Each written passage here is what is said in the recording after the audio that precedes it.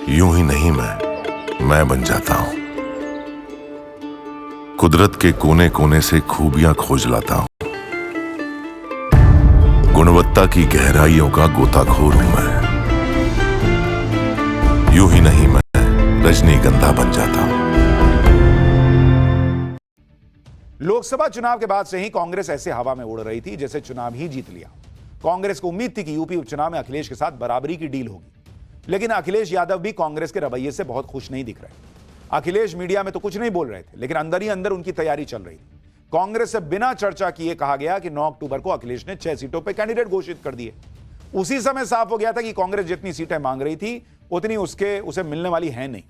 बाकी जो 4 सीटें बची थी उस पर कांग्रेस ने दावा ठोकना शुरू किया, लेकिन अखिलेश ने उस दावे पर भी पानी फेर दिया। आप खुद देखिए, अखिलेश ने पहले 6 सीटों पर उम्मीदवार उतारे, कांग्रेस के सामने 4 सीटों का विकल्प बचा। फिर अखिलेश ने 7वीं सीट पर भी कैंडिडेट उतार दिया। अब कांग्रेस के पास 3 सीटें बची थी, लेकिन चुनाव ही 9 पर हो रहा है तो वो भी घट के 2 हो गई। तो अखिलेश ने कांग्रेस को कहा कि ये 2 बचा है बॉस, ले लो। और इसमें गाजियाबाद और अलीगढ़ की खैर सीट कांग्रेस को दे दी। ये दोनों ही सीटें लंबे समय से बीजेपी के पास रही हैं, यानी अखिलेश ने कांग्रेस को 2 मुश्किल से सीटें दे दी। भाई उनको पता है अखिलेश यादव को कि कांग्रेस पार्टी यूपी में लोकसभा में सीटें लाई तो अखिलेश यादव की पार्टी के कंधे पे बैठ के लाई। उसके बाद राहुल गांधी को पूरे सोशल मीडिया में हीरो बता दिया, अखिलेश यादव साइड हो गए या कर दिए गए। अब अखिलेश यादव ने कहा कि एक काम करो, बहुत हीरो हैं अगर आप लोग कांग्रेस वाले, तो आप लोग कंधे से उतरो, अब बीजेपी से 1 to 1 फाइट करो जहां पे बीजेपी स्ट्रांग है, तब ना मानेंगे कि हराए बीजेपी को। अखिलेश ने कांग्रेस को गाजियाबाद और खैर सीट देकर एक तरह से चुनौती दी कि जाओ बीजेपी के गढ़ में ये दोनों सीटें जीत के दिखाओ, फिर आना बात करने। ये दोनों ही सीटें कांग्रेस ही नहीं बल्कि समाजवादी पार्टी के लिए भी टफ सीटें। आप देखिए कि गाजियाबाद से कांग्रेस आखिरी बार 2002 में जीती थी। समाजवादी पार्टी तो सिर्फ एक बार ही यहां से जीत पाई है। 2017 से गाजियाबाद सीट पर बीजेपी जीत रही है। इसी तरह खैर सीट पर आखिरी बार कांग्रेस 1980 में जीती थी। समाजवादी पार्टी का तो यहां खाता तक नहीं खुल पाया है। बीजेपी खैर सीट पर 4 बार विधानसभा चुनाव जीत चुकी है। 2017 से खैर विधानसभा सीट बीजेपी के पास है। यानी यह हालत वैसे हो गई कि कांग्रेस कह रही थी कि हमको बैटिंग चाहिए, और जैसे ही बॉलिंग पे बुमराह आया तो कहा गया कि जाओ तुम बैटिंग करो। अब कांग्रेस कह रही है बुमराह कैसे खेलेंगे, वो तो हम खेल ही नहीं पाते। तो अखिलेश यादव कह रहे तो खेल के दिखाओ, मारो सेंचुरी। यानी हारी हुई 2 सीटें अखिलेश यादव ने कांग्रेस को दे दी, और इन सीटों पर चुनाव लड़कर कांग्रेस क्या ही हासिल करेगी ये खुद कांग्रेस को समझ में आ रहा है।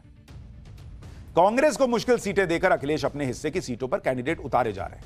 अभी तक अखिलेश यादव ने 7 सीटों पर कैंडिडेट उतार दिए हैं, जिनमें मैनपुरी की करहल सीट से तेज प्रताप यादव, कानपुर की सीसामऊ सीट से नसीम सोलंकी, अयोध्या की मिल्कीपुर सीट से अजीत प्रसाद, अंबेडकर नगर की कटेहरी सीट से शोभावती वर्मा, प्रयागराज की फूलपुर सीट से मुस्तफा सिद्दीकी, मुजफ्फरनगर की मीरापुर सीट से सुंबुल राणा, मिर्जापुर की मझवा सीट से डॉक्टर ज्योति बिंद को टिकट दिया गया है। इसमें मीरापुर सीट से कैंडिडेट का ऐलान तो आज ही किया गया।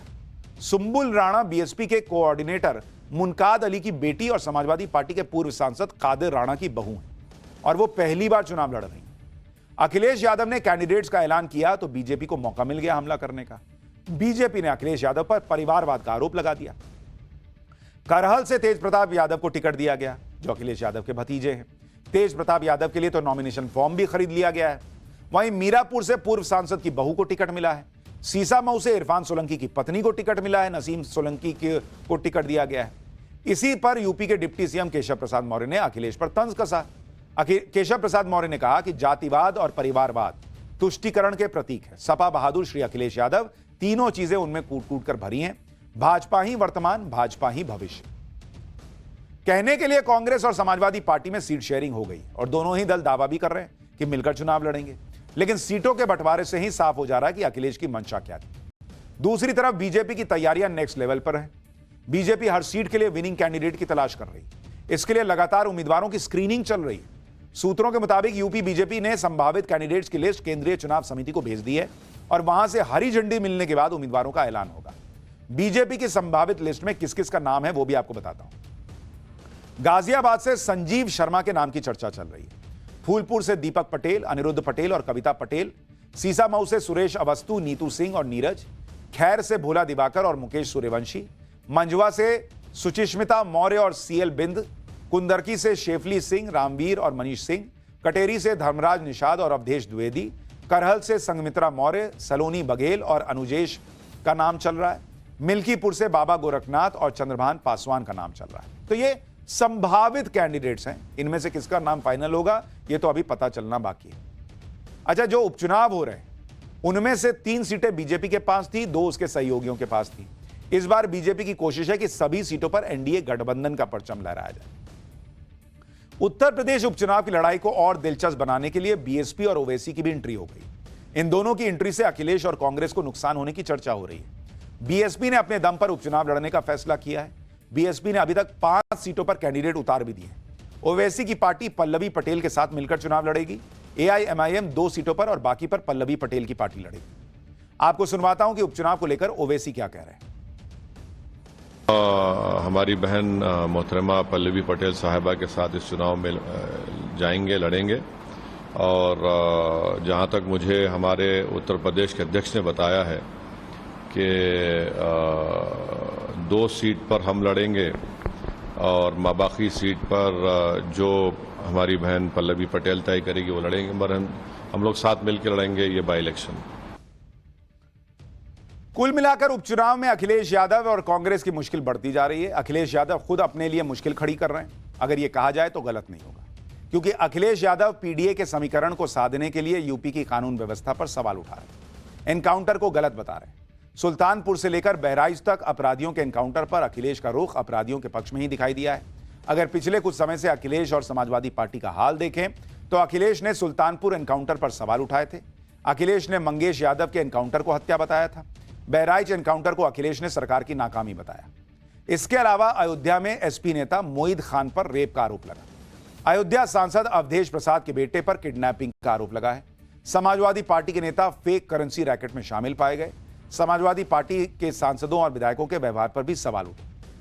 अखिलेश यादव सेलेक्टिव अप्रोच के साथ अपराध की घटनाओं पर बयानबाजी कर रहे हैं। बीजेपी इसी को आधार बनाकर आरोप लगा रही है कि समाजवादी पार्टी को गुंडई की आदत है।